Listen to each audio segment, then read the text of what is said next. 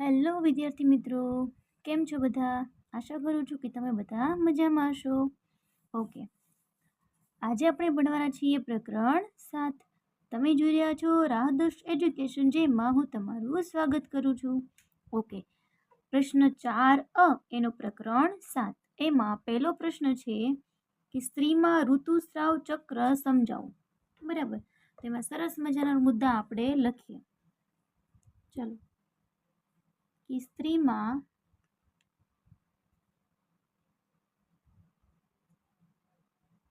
ઋતુસ્રાવ એક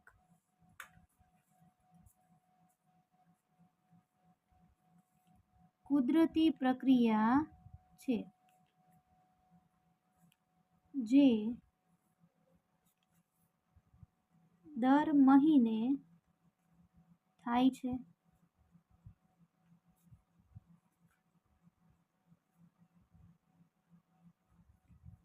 આ ચક્ર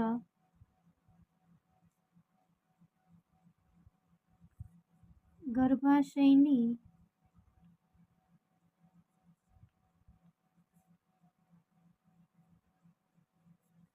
અંદરની દિવાલમાં થતા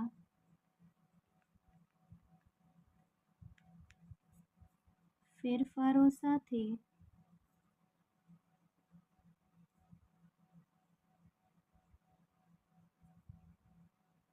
સંકળાયેલું છે.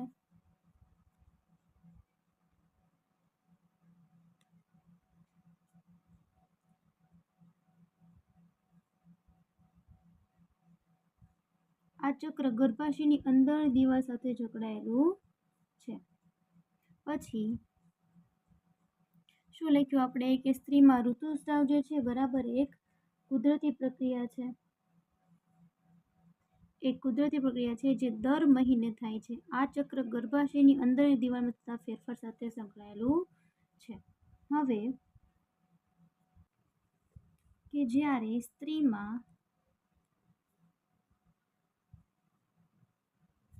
અંડકોષનું ફલન ન થાય તો અંડકોષ લગભગ 1 દિવસ જીવિત રહે છે. અંડપિંડ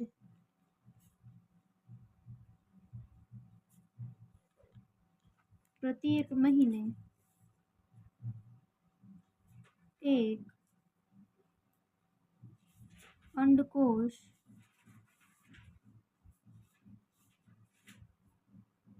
મુક્ત કરે છે.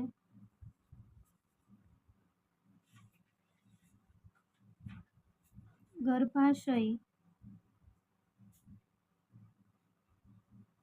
પ્રત્યેક મહિને ગર્ભના સ્થાપન માટેની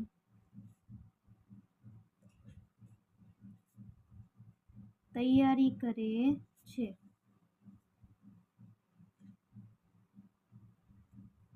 જ્યારે ફલન ન થાય તો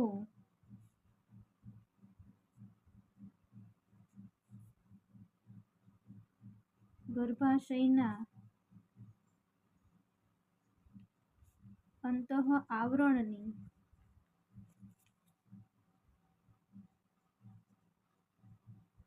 જરૂર રહેતી નથી. તેથી આ આવરણ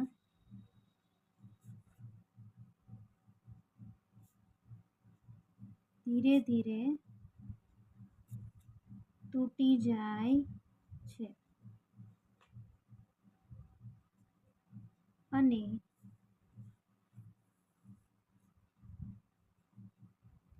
યોનિ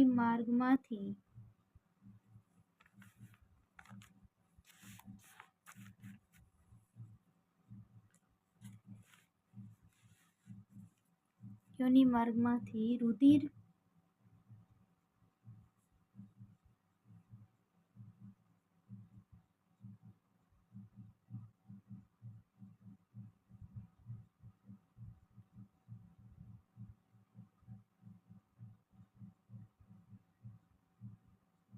અથવા તમે કહી શકો કે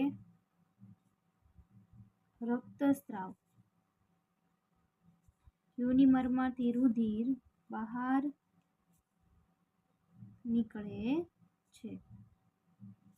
આ છે ઋતુસ્રાવ. આ જે ઋતુસ્રાવ છે બરાબર એ, અથવા તમે એને માસિક ચક્ર પણ કહો છો, તો લખીએ કે ઋતુસ્રાવ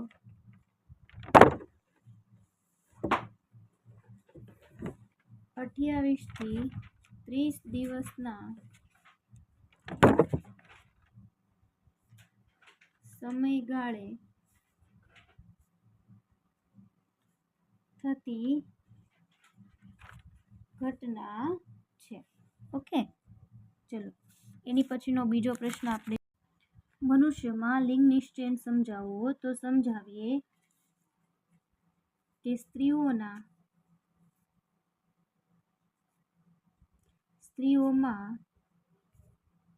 2 XX રંગસૂત્રો હોય છે, જ્યારે પુરુષોમાં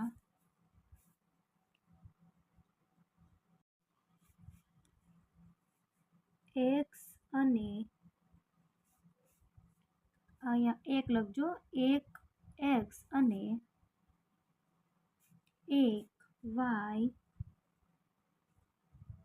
રંગસૂત્ર હોય છે. જ્યારે શુક્રાણુ ઈંડાને ફલિત કરે છે,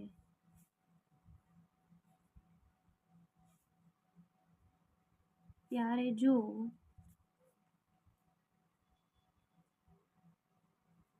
શુક્રાણુમાં એક રંગસૂત્ર હોય તો બાળક છોકરી આ રીતે થાય ને થશે. અને જો શુક્રાણુમાં Y રંગસૂત્ર હોય તો બાળક છોકરો એટલે કે XY રંગસૂત્ર જોડે થશે. આમ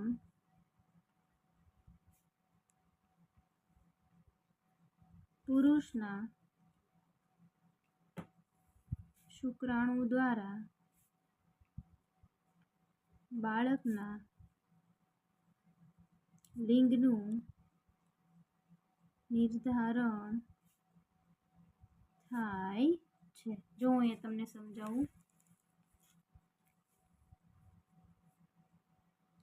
કઈ રીતે, તો કે જો માદા હોય બરાબર, તો એમાં X અને X રંગસૂત્ર જ હોય છે, અને જો નર હોય ને તો એમાં X અને Y હોય.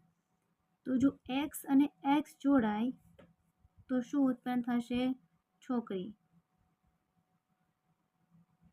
પછી X અને Y જોડાય તો શું ઉત્પન્ન થશે? છોકરો. બરાબર, આ રીતે થાય. જો XX નું જોડાણ થાય તો છોકરી અને XY નું જોડાણ થાય તો છોકરી. ત્યાંની પણ થાય XX તો છોકરી અને XY તો છોકરો. ત્રીજો પ્રશ્ન છે, યૌનારંભ દરમિયાન જોવા મળતા શારીરિક પરિવર્તનની યાદી બનાવો. તો એમાં લખીએ કે યૌનારંભ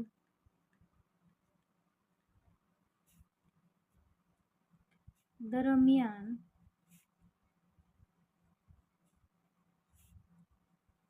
છોકરા અને છોકરીઓમાં ઘણા શારીરિક પરિવર્તનો જોવા આપણને મળતા હોય છે, જેમ કે છોકરાઓમાં કેવા કેવા ફેરફાર જોવા મળે એ અહીંયા લખીએ. ચલો પહેલાં, જેમ કે છોકરાઓમાં તો કે અવાજ માં ભારેપણું, પછી ચહેરા પર વાળ ઉગવા એટલે કે દાઢી અને મૂછ.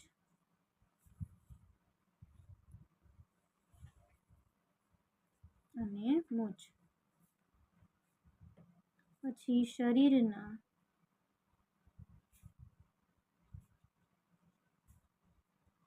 સ્નાયુઓનો વિકાસ,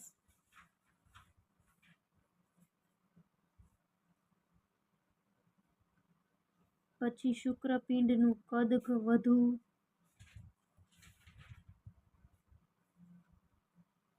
આવા બધા ફેરફારો એમાં જોવા મળે છે. તો છોકરીઓમાં કેવા કેવા ફેરફાર જોવા મળે છે એ આપણે લખીએ. ચલો,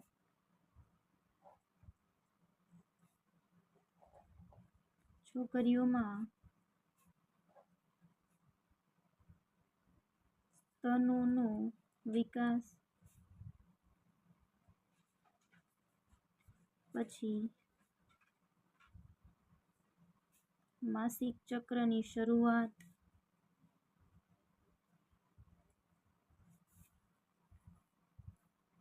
એની પછી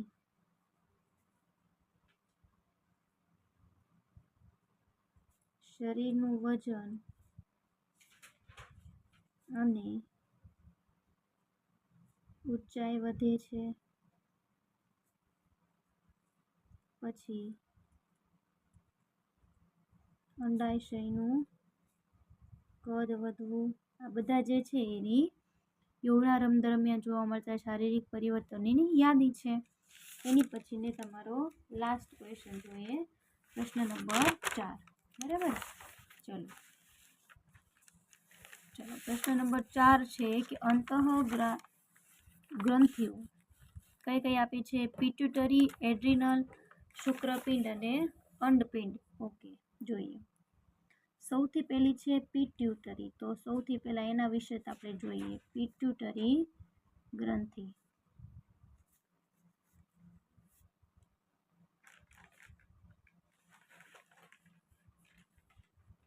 લખીએ એમાં કે તે મગજમાં આવેલી છે અને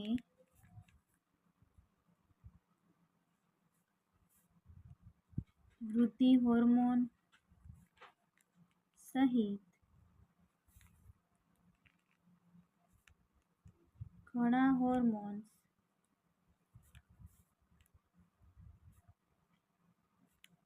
ઉત્પન્ન કરે છે, જે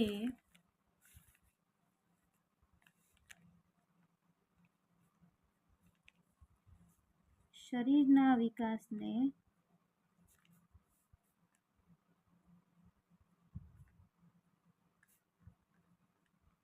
નિયંત્રિત કરે છે. એની પછીની કઈ ગ્રંથિ કીધી છે આપણે? એડ્રિનલ ગ્રંથિ. એ જોઈએ. ચલો, એડ્રિનલ ગ્રંથિ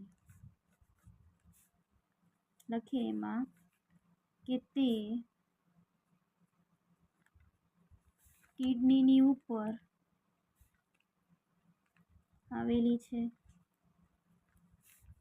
અને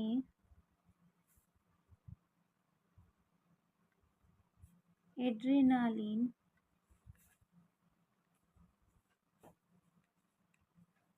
હોર્મોન ઉત્પન્ન કરે છે, જે તણાવ અને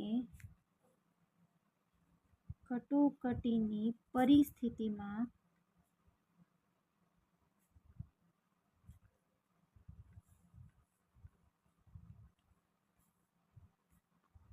શરીરને મદદ કરે છે. એની પછીની આપી છે ગ્રંથિ શુક્રપિંડ. તો ચલો એના વિશે ભણીએ હવે શુક્રપિંડ વિશે.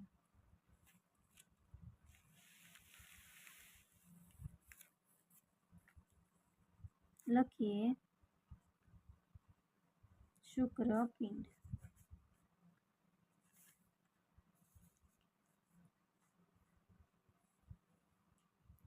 તે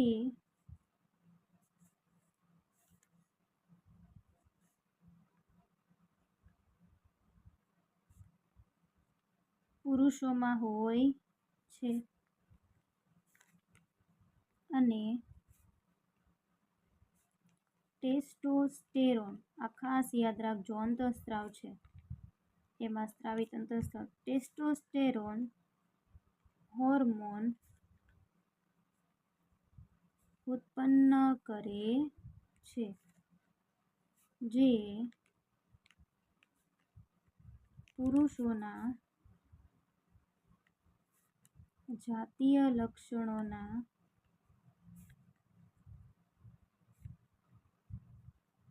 વિકાસને નિયંત્રિત કરે છે. એની પછી અંડપિંડ, એના વિશે લખીએ. તે સ્ત્રીઓમાં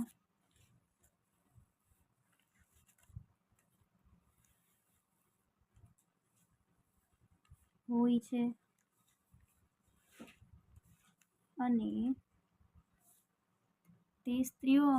છે અને ઇસ્ટ્રોજન અને પ્રોજેસ્ટેરોન,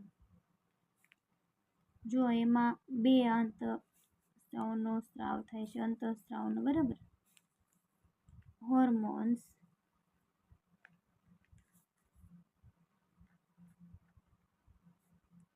ઉત્પન્ન કરે છે, જે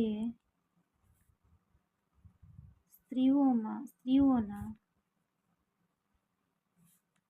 જાતીય લક્ષણોના વિકાસ અને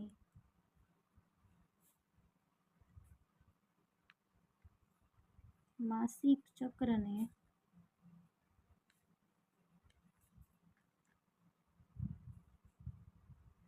નિયંત્રિત કરે છે. ચલો આ પ્રશ્ન અહીંયા પૂર્ણ થાય છે. જો આમાં જો તમને કાંઈ ન સમજાણું હોય, અમુક શબ્દો જો હોય, બરાબર, એવા કે જે તમને ન સમજાણું હોય, તો તમે મને કમેન્ટ કરીને જણાવી શકો છો. અને હવે એક્ઝામ આવી રહી છે, તૈયારી શરૂ કરી દેજો. એમાં તમને કાંઈ અડચણ પડે, જે ક્વેશ્ચન ન સમજાય, તમે મને કમેન્ટ કરીને જણાવી શકો છો. અને જરૂરથી જણાવજો કે તમને આ વિડીયો કેવો લાગ્યો છે. અને મારી ચેનલ પર જો તમે નવા હોય તો મિત્રો વિડીયોને લાઇક, શેર અને સબસ્ક્રાઈબ કરવાનું ભૂલશો નહીં. ઓકે, આની આગળના વિડીયોમાં આપણે પ્રકરણ 9 અને 10ના ક્વેશ્ચન જોઈશું. Thank you.